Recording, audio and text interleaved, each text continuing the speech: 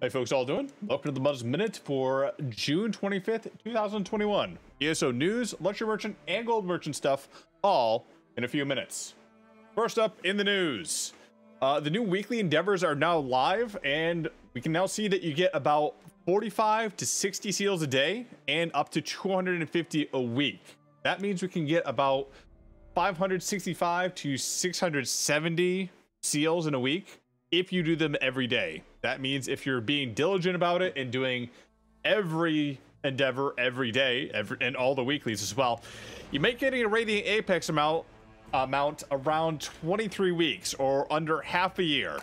Seems pretty daunting, and I don't think that the current mounts are going to be available for that to be done. So yeah, if you want to get those Radiant Apex mounts, it might be you might have a better chance trying to get them from the crates themselves or through gems. Sorry folks, but that does mean though that when something does come back that you really want and you have been doing these endeavors all the time, you may actually be able to buy it without having to spend any money. The World Plays ESO is now live, which is an event which shows off ESO streamers going through some of the prior quests through various story, DLC, and other things that just really interest them, discussing how ESO has impacted them and much more. Take a look down below for the link for a little bit more information about that. And finally, Midyear Mayhem is back, so now you can get double experience and double AP and added rewards while PvPing. Make sure to do your scrolls quest inside Cyrodiil so you can get the added bonus, especially folks that only stay in battlegrounds. You got to go to Cyrodiil, get that scroll to get that double AP. During this time, you can also get event tickets. You get 2 from Cyrodiil quests and 1 from Imperial City quests. There's a new event item which you can get from the Impresario, which will morph your Morphlet into a new personality. Take note though, 2 important things to remember. If you go into a delve in Cyrodiil that's full to get your AP buffs, you may not get back into the campaign if it's full during the time. It's kind of weird. It handles it differently here. So if you're in a full campaign, maybe you don't want to go into a delve. If you're in an empty campaign, go ahead and get that extra AP if you want. And finally, gap closers or targeted pulls are not working in Imperial City, so swap them out. Maybe get something that gives you a little bit more speed instead.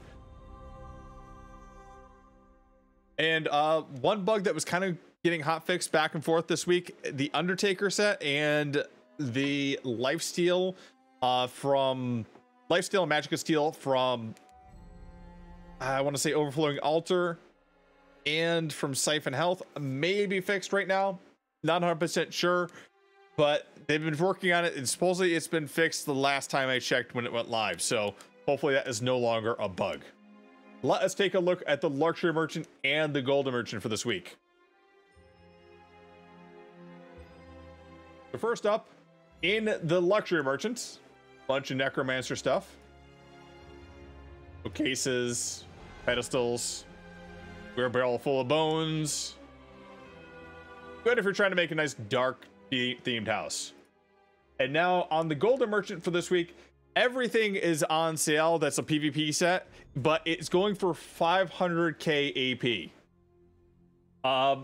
There's a lot of PvP sets out there. I can't go over all of them. A few that I will mention that are interesting or you may want if you never do them. Cursed Eater. This is actually an interesting set for both PvP and PvE. I do recommend picking it up if you haven't already for a healer. And some tanks as well. Deadly Necklace for DPS, which gives increased damage to your physical bleed, poison dots, and overtime effects and channel effects. Really useful for several stamina builds. Ebon Necklace, which honestly, you should be able to get this from Crypto Hearts anyways, pretty easy. But if you never do that, maybe you want to pick this up now.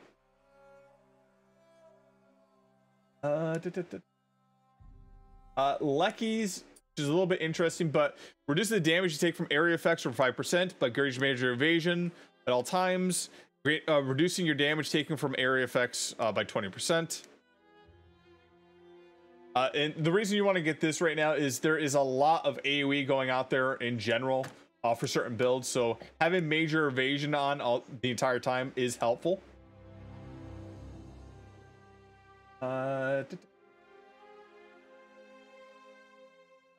Elfbane, good for most Dragon Knights out there. If you want to extend your flame abilities time, Elfbane is the way to go.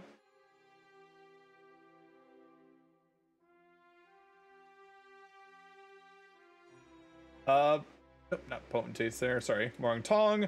Interesting for stamina builds. If you run a very stamina heavy group, this could be kind of helpful here, where it gives more damage when the enemies are taking poison damage.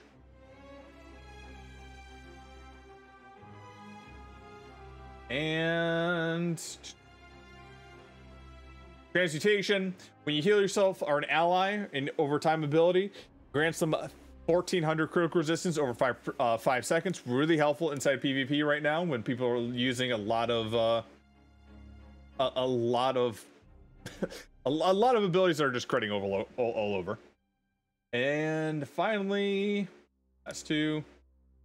Ravaging Necklace just gives a lot of damage when you reduce their physical resistance. And Vicious Death, which anyone in PvP who does not know what Vicious Death is, I'm guessing it's probably your first time in Cyrodiil. Anyways, I'm Hero of None. That's the Mundus Minute. Catch you on Tamriel.